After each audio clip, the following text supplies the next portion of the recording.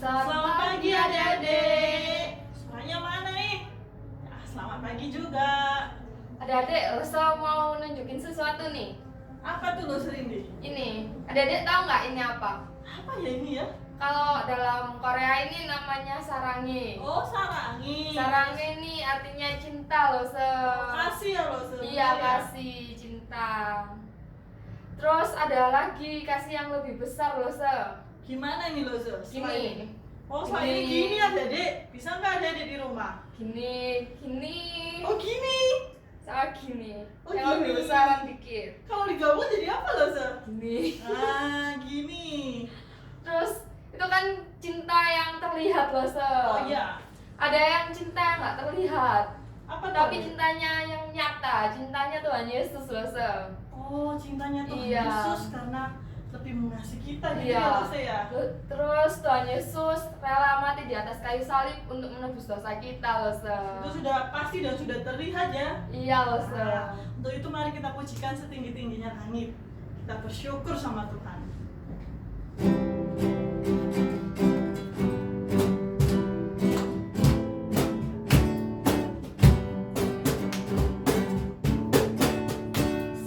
Setinggi-tingginya langit, lebih tinggi kasih Yesusku. Sedalam-dalam lautan, lebih dalam kasih Yesusku. Seindah langit, Seindah-indah pelangi, lebih indah kasih Yesusku. Kasih Yesus, oh kasih Yesus, mengalahkan segalanya. Kasih Yesus, oh kasih Yesus, mengalahkan segalanya. kita pujikan dari awal.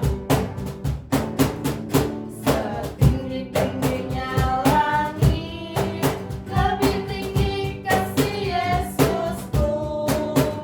Sedalam-dalam lautan, lebih dalam kasih Yesusku. Seindah langit, Seindah-indah pelangi, lebih indah kasih Yesusku.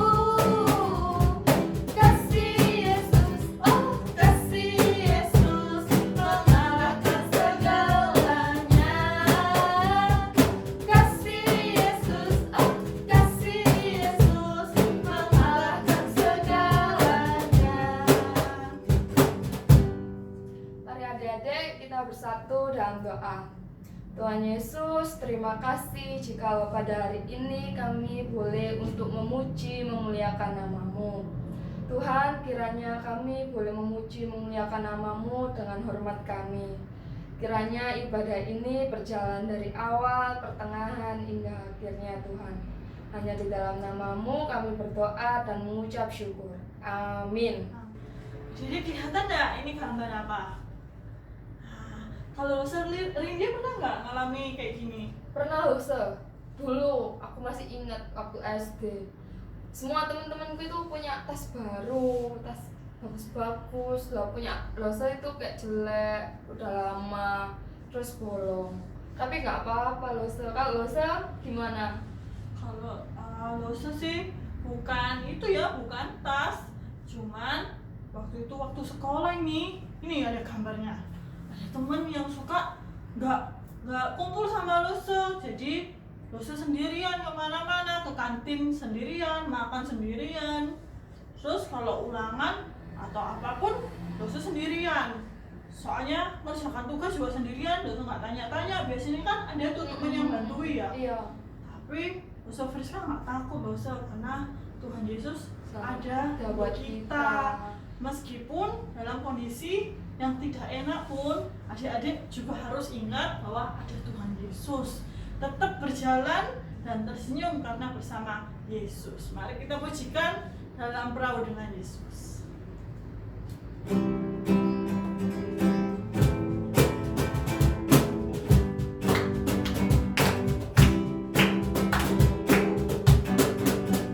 Dalam perahu dengan Yesus tersenyum dalam gelombang, tersenyum dalam gelombang, tersenyum dalam gelombang. Dalam perahu dengan Yesus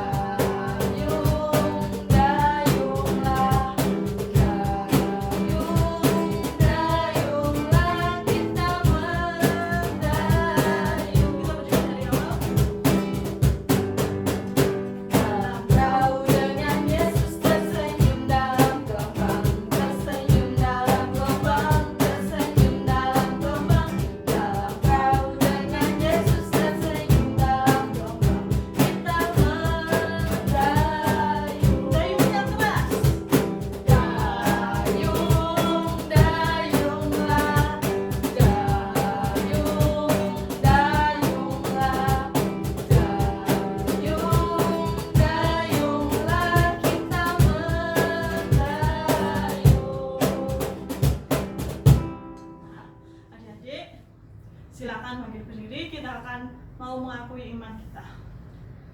Pengakuan iman rasuli.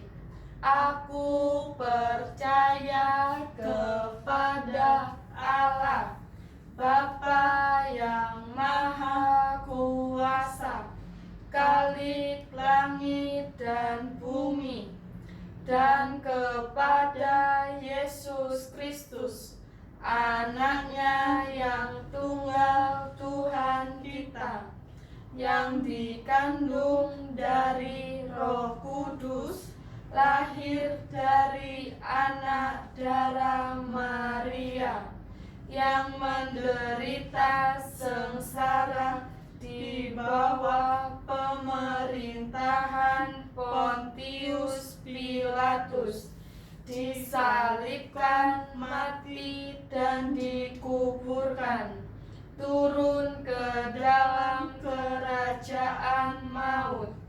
Pada hari yang ketiga, bangkit pula dari antara orang mati, naik ke surga, duduk di sebelah kanan Allah Bapa yang Maha Kuasa, dan dari sana Ia akan datang untuk menghakimi orang yang hidup dan yang mati.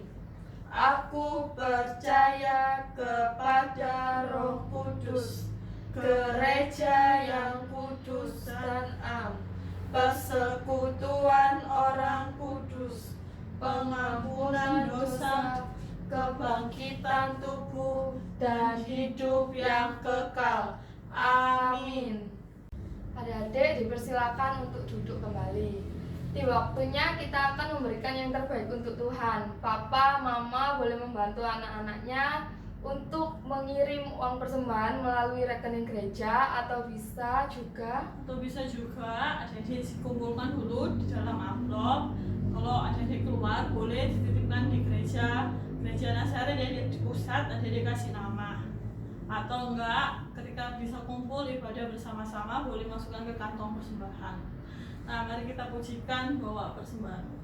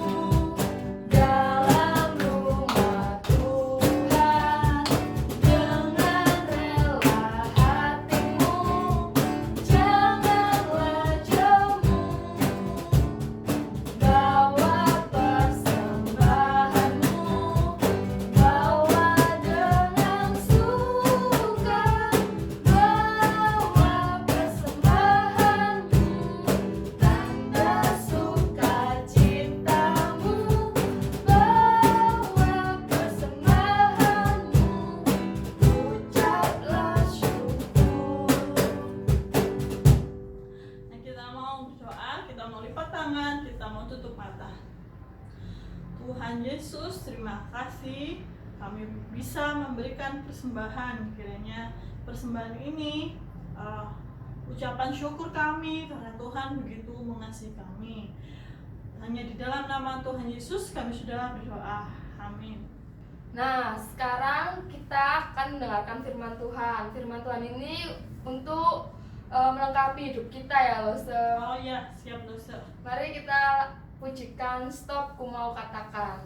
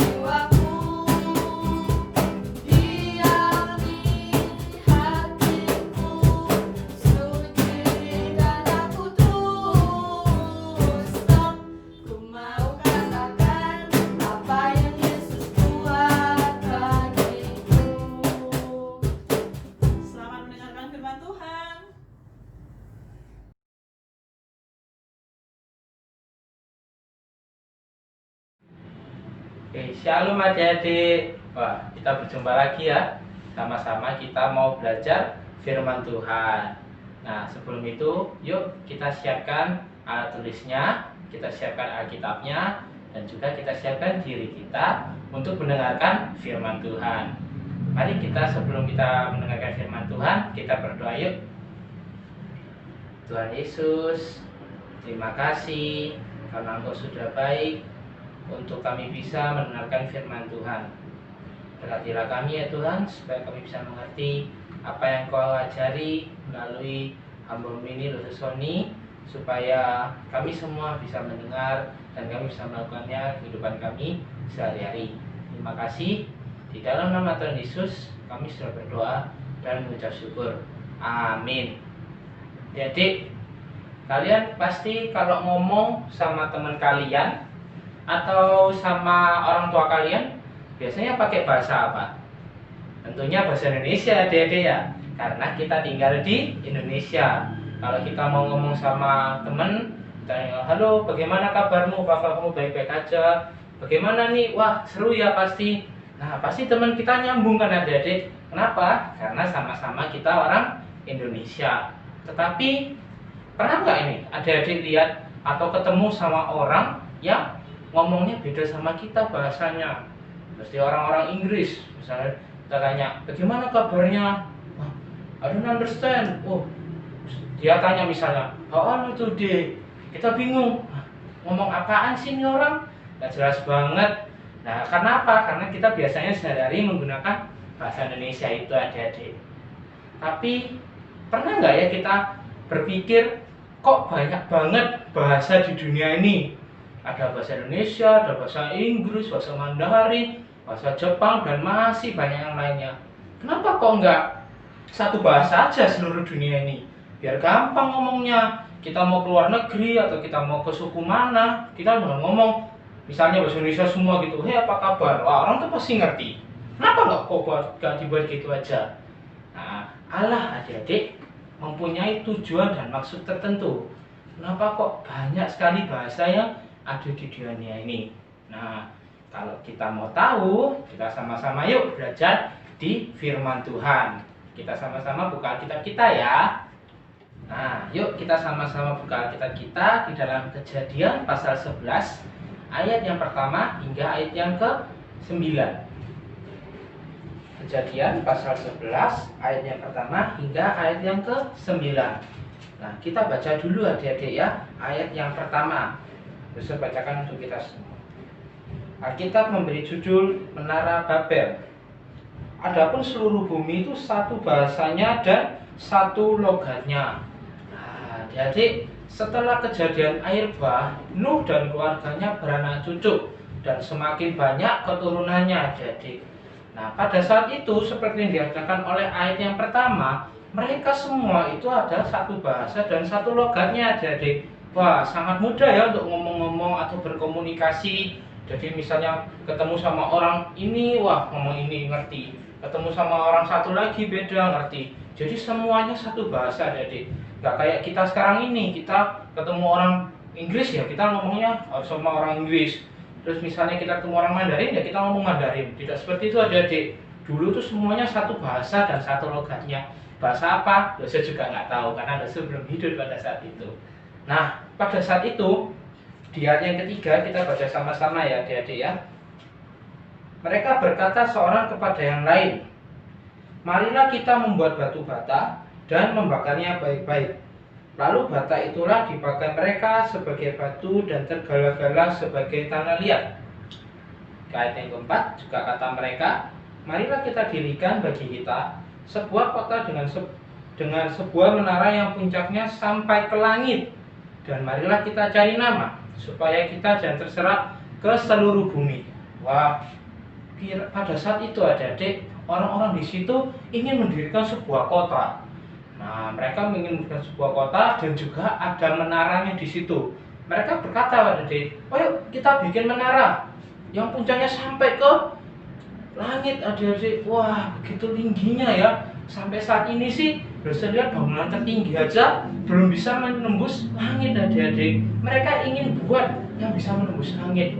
sungguh rencana yang hebat kan adik-adik, rencana yang keren ini.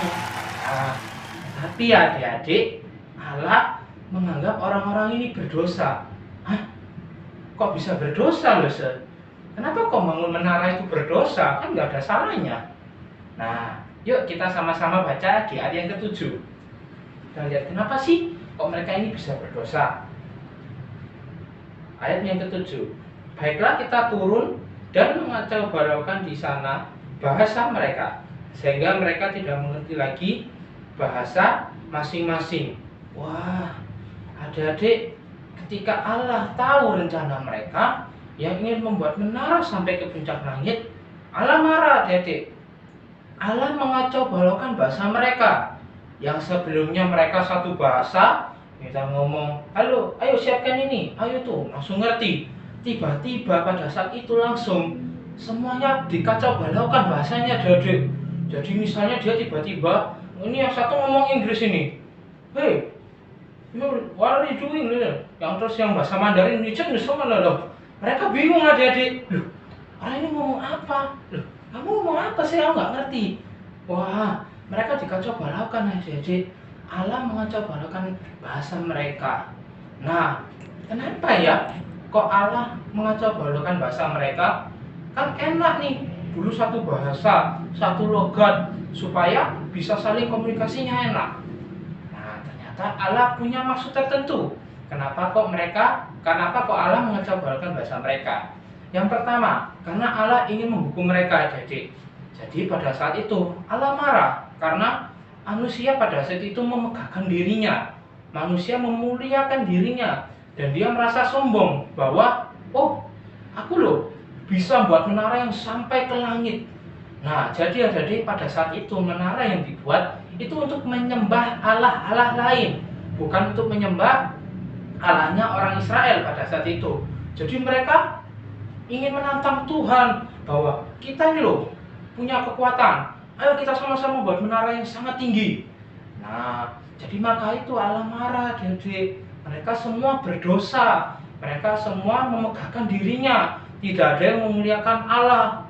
Jadi Allah marah dan Allah langsung mengacau balaukan bahasa mereka.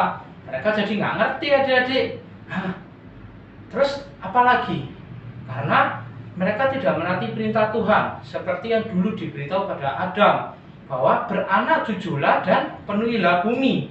Nah, tadi dijelaskan bahwa mereka ingin membangun menara supaya mereka tidak terserap atau mereka tidak berpencar kemana-mana, adik-adik. Jadi mereka ingin menyapu di situ terus menara. Padahal perintah Tuhan apa? Harus penuhi bumi. Mereka malah ingin tidak berpencar, mereka ingin jadi satu tempat. Buminya nggak jadi penuh, adik-adik. Nah, maka dari itu Allah marah karena mereka tidak menaati perintah Tuhan. Nah, tapi apakah Allah mengacau balaukan itu karena hanya Allah menghukum saja? Oh, jelas tidak, adik-adik. Allah juga mengasihi mereka. Loh, kok bisa loh mengasihi mereka? Iya, karena Allah ingin manusia tidak lagi berbuat dosa. Kan mereka nggak ngerti nih, ini ngomong apa, ini ngomong apa. Otomatis nggak bisa dilanjutin dong bangun menaranya. Otomatis lagi mereka nggak jadi dong memegahkan dirinya. Dan akhirnya mereka nggak jadi menyembah Allah lain untuk menara itu. Nah, Allah mencegah, Allah menghentikan supaya orang-orang ini nggak tambah berdosa. Dan supaya Allah menunjukkan bahwa dirinya sajalah yang harus dimuliakan, adik-adik. Maka dari itu Allah juga mengasihi mereka. Nah, adik-adik, jadi kenapa begitu banyak bahasa di dunia ini saat ini? Kita sudah tahu karena berasalnya dari Menara Babel. Jadi banyak bahasa di dunia ini karena Allah mengacau balaukan bahasa mereka pada saat itu. Nah, adik-adik, manusia kalau berdosa, dia cenderung, adik-adik, memegahkan dirinya sendiri. Mereka seringkali merupakan Tuhan orang-orang berdosa ini. Contohnya seperti Menara Babel, ketika mereka diberi keterampilan, mereka diberi kekuatan oleh Tuhan, mereka merasa bahwa, aku bisa melakukan segalanya. Aku bisa melakukan ini dan itu tanpa perlu bantuan Tuhan. Akhirnya mereka mereka ingin membuat menara yang sangat tinggi menjulang sampai ke langit untuk menantang Tuhan, adik-adik. Nah, Tetapi Tuhan tidak membiarkan itu. Allah mengacau balakan bahasa mereka karena mereka berdosa. Mereka ingin dihukum oleh Tuhan, adik-adik. Tetapi bukan serta-merta Allah hanya ingin menghukum saja dengan mengacaukan bahasa mereka, tetapi Allah juga mengasihi mereka. Allah ingin supaya manusia terpencar ke seluruh bumi, supaya mereka memenuhi bumi sesuai perintah Tuhan, dan supaya mereka tidak berdosa, adik-adik. Nah, kita seringkali sebagai anak-anak Tuhan, kita berdosa, kita mengandalkan diri kita sendiri. Seperti kita mau ulangan, kita merasa diri kita ini pinter, kita belajar terus, besok udah ulangan matematika, kita belajar terus siang dan malam, pokoknya nonstop sampai nggak makan, berharap supaya besok bisa mengerjakannya. Tiba-tiba besok ulangan kita ngeblank, kok nggak tahu ya isinya ini apa ya. Tahu kenapa, jadi karena mereka mengandalkan diri mereka sendiri. Mereka lupa berdoa, meminta bimbingan dan berkat dari Tuhan. Mereka merasa bahwa hanya dengan belajar saja mereka bisa, adik-adik. Nah, seringkali orang-orang berdosa, seringkali anak-anak Tuhan berdosa itu adalah seperti itu. Mereka lupa, mereka berusaha sehingga mungkin mereka lupa meminta bantuan sama Tuhan. Kita nggak bisa, adik-adik, membantu diri kita sendiri. Yang bisa hanyalah Tuhan saja. Kita harus bersandar diri kepada Tuhan. Sebagai penutup, adik-adik, dosa ini pernah nemu suatu kata, usaha tanpa doa sama saja dengan sombong. Ya, usaha tanpa doa sama saja dengan sombong. Doa tanpa usaha sama saja dengan bohong. Doa tanpa usaha sama saja dengan bohong. Jadi sama-sama berdosa, enggak, adik-adik? Sama-sama berdosa. Jadi kalau kita ingin melakukan segala sesuatu, kita harus seimbang. Kita ora et labora. Kita juga harus berusaha, kita juga harus berdoa. Kita tidak boleh mengandalkan diri kita sendiri, tetapi kita juga nggak boleh pasrah sepenuhnya dengan Tuhan, tapi kita nggak ngapa-ngapain. Sama aja bohong, adik-adik. Nah, jadi pesan dosa di sini adalah jadilah anak-anak Tuhan yang takut akan Tuhan. Jangan memegahkan diri kalian sendiri. Jangan menganggap diri kalian hebat. Masih ada yang lebih hebat, yaitu Tuhan kita Yesus Kristus. Nah, sekarang kita sama-sama akan mencatat mingguan. Bisa dipersiapkan buku catatan mingguannya, dan papa mama boleh membantu. Silakan.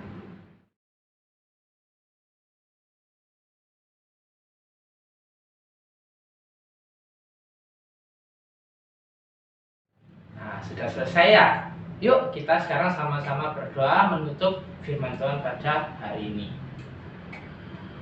Tuhan Yesus, terima kasih karena Engkau sudah baik, masih memberikan kami firman Tuhan, menegur kami supaya kami tidak memegahkan diri kami, supaya kami tidak mengandalkan diri kami sendiri, dan kami takut akan Engkau, kami percaya pada Engkau, dan kami pasrah hanya pada Engkau. Kiranya apa yang kami lakukan semua ini demi nama-Mu saja Tuhan, bukan demi nama kami ataupun orang lain. Terima kasih. Di dalam nama Tuhan Yesus kami bisa berdoa dan ucap syukur. Amin. Sampai jumpa minggu depan. Adik-adik, kita akan mengakhiri ibadah pada pagi hari ini. Mari kita pujikan. Terima kasih Tuhan.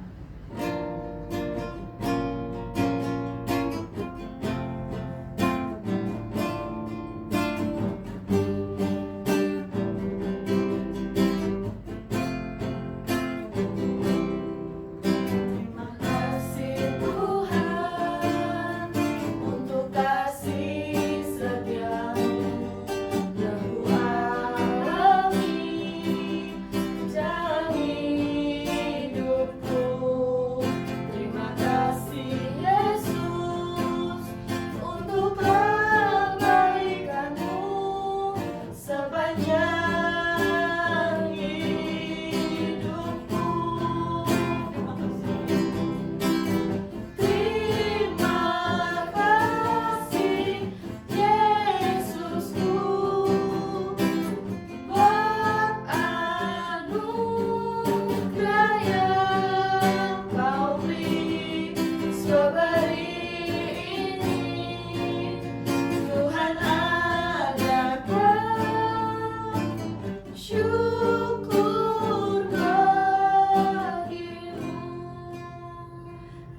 kita berdoa seperti Tuhan Yesus ajarkan ke murid-muridnya demikian.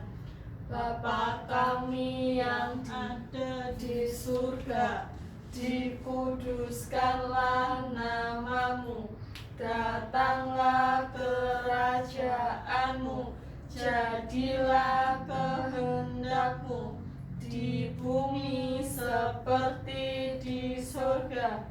Berikanlah kami pada hari ini makanan kami yang secukupnya, dan ampunilah kami akan kesalahan kami, seperti kami juga mengampuni orang yang bersalah kepada kami.